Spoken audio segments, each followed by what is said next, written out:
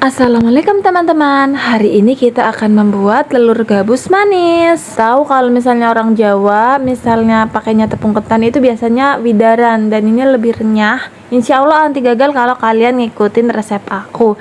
Ini beneran renyah, dalamnya kopong dan rasanya enak banget. Dalamnya gurih, luarnya manis. Kalian harus coba. Langsung aja cara buatnya. Dan bahannya mudah banget. Di sini aku punya tepung ketan. Tepung ketan aku pakai sekitar 150 gram karena timbangan aku rusak, jadi aku pakai sendok sekitar 11 sendok makan ya. Kemudian 2 butir telur, 1 sendok margarin, setengah sendok teh garam, kemudian setengah sendok teh baking powder, kemudian vanili ini opsional ya, kalau nggak ada bisa di skip, dan juga ada tambahan seperempat sendok teh soda kue. Pertama, kita pecahkan 2 butir telurnya ya. Kemudian kita tambahkan margarin yang 1 sendok makan itu. Lalu tambahkan vanili bubuk, baking powder, dan juga garamnya. Kemudian kita kocok menggunakan garpu, atau kalau misalnya mau pakai mixer juga boleh ya, tapi pakai garpu juga bisa kok. Kita kocok sampai semuanya tercampur rata dan berbuih. Nah, di sini awalnya aku takut gagal soalnya aku lupa aku pakai telur yang dari kulkas, teman-teman. Sedangkan bikin kue itu biasanya harus dari suhu ruang. Aku takut gagal, tapi alhamdulillah sampai akhir ternyata jadi mengembang dan renyah. Nah, ini sudah tercampur rata dan juga berbuih. Kemudian aku lupa nih belum nambahin soda kue, jadi ditambahkan seperempat sendok teh soda kuenya. Kemudian kita aduk kembali sebentar. Setelah tercampur, kita masukkan 11-12 sendok makan tepung terigunya. Kemudian kita aduk kembali.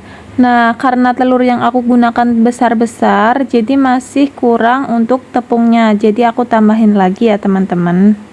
Kalau misalnya kalian udah pas, nggak perlu ditambahkan lagi ya. Kita buat adonannya itu kalis tapi agak lembek ya teman-teman, jadi masih bisa dibentuk. Nah, seperti ini. Nah, kalau udah kita siapkan wajan, kita beri minyak. Kalau bisa yang banyak, ini aku terlalu sedikit, ternyata aku nggak tahu pas digoreng ternyata ngembang gede banget. Lalu kita ambil sedikit adonan, kita pulung seperti ini. Kalau bisa pulungnya lebih kecil dari ini ya teman-teman. Sekali lagi aku bilang nanti dia itu akan mengembang. Kita pulung adonannya, jangan sampai penuh ya di minyak. Kalau bisa setengah dari minyaknya aja ya. Nah, seperti ini. Dan ternyata ini aku kebanyakan guys, nanti lihat ya. Sekarang kita taruh di atas wajan. Lalu kita nyalakan apinya menggunakan api yang kecil banget. Karena kalau kita menggunakan api yang besar atau sedang, dia itu nanti di luarnya akan garing, tapi dalamnya nanti melempem, paham kan ya? Kalau kamu pengen renyah, ikutin aku, harus menggunakan api yang benar-benar kecil. Memakan waktu yang lebih lama, tapi kan jadinya berhasil. Nah, ini udah mulai mengembang. Aku nggak expect kalau misalnya ngembangnya segede ini. Kita goreng ini sampai warnanya agak kekuningan ya guys.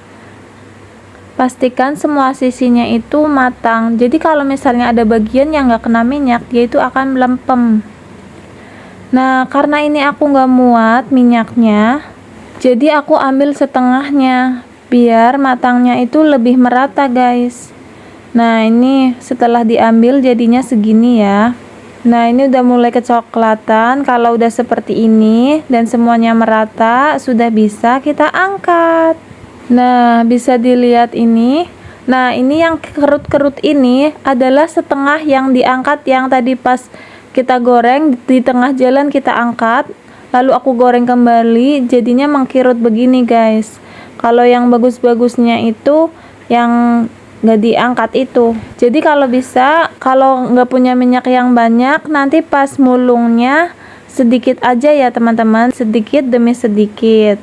Kalau misalnya minyaknya terbatas banget, kalian bisa goreng beberapa kali, nanti ditunggu dulu minyaknya dingin baru mulung lagi, seperti itu ya. Nih, ini belum pakai gula, rasanya gurih, renyah, enak banget teman-teman. Yang keriput itu pun itu rasanya renyah teman-teman. Nah, sekarang kita bikin gulanya ya. Siapkan 80 ml air, lalu tambahkan 80 gram gula. Jadi perbandingannya 1:1. Kalau kamu pengen lebih banyak gulanya bisa 100 ml air, 100 gram gula. Pokoknya perbandingannya 1:1 ya. Nah, kita masak ini ya sampai itu mengental dan berbusa. Nah, ini udah berbusa tapi belum terlalu kental banget, masih agak encer. Jadi aku masih aduk-aduk terus sampai lebih kental ya. Nah, kalau udah berbuih banyak seperti ini dan gulanya sudah kental, kita masukkan telur gabusnya. Kita aduk-aduk terus ya teman-teman. Kita masak masih menggunakan api kecil tapi digedein sedikit sampai api sedang. Jangan terlalu kecil tapi jangan terlalu besar juga ya teman-teman, sedang aja ini apinya. Nah, kita gosreng-gosreng ini sampai gulanya itu kering, mengkristal seperti ini teman-teman.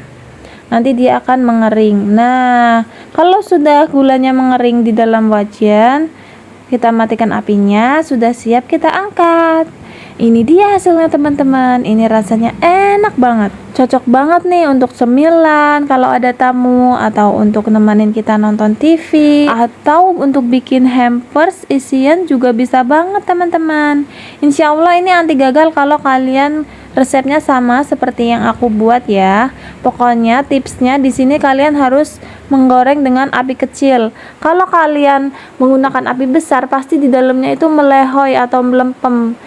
Api sedang pun masih bisa dia akan melempem, jadi menggunakan api yang kecil ya. Pas aku goreng sekitar 10 menit atau 15 menitan gitu, emang membutuhkan waktu yang lama, tapi jadi dalamnya itu kering dan renyah teman-teman. Nih, dalamnya kopong. Ini tuh enak banget, dalamnya itu gurih karena pas awal kita kasih garam ya, dan luarnya itu manis. Kalau kalian rasa konten aku bermanfaat, jangan lupa subscribe agar aku semakin semangat berbagi resep makanan yang enak-enak lainnya. Terima kasih teman-teman. Assalamualaikum, selamat mencoba.